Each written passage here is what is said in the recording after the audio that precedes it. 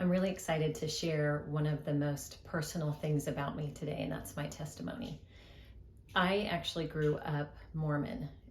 My dad was a fifth generation Mormon, and my mom was not, so came from a little bit of a mixed environment. But essentially, what I experienced as a young child is the feeling of hopelessness and lovelessness. I felt like I was never going to be good enough to earn a spot in heaven. And although that's true, the experience I had at church and at home never taught me that there was grace and mercy behind my sin and my inefficiency as a person.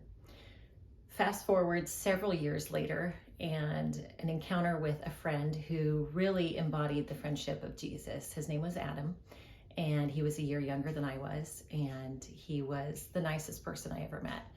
He defended me against people who weren't nice. He was always kind and caring. He never said a bad thing about anybody, and truly everyone loved him, not because he was popular, but because he was kind. When he passed away, my senior year was the first time that I ever entered a church that wasn't Mormon. It was a Calvary Chapel, and it was in November of 1996, and it was the first time that I had ever heard the message of salvation in the way that the Bible talks about it. And I was so moved and so touched by what the pastor explained, is that the reason why Adam was so loving and kind was because he knew Jesus and he had a personal relationship with Jesus. And so he asked, who wants that? And I was like, me, I want that. I want that right now. And so I got saved that day at his funeral, along with 1,000 other kids. There was over 4,000 people at his funeral. So his death turned into salvation for a lot of people.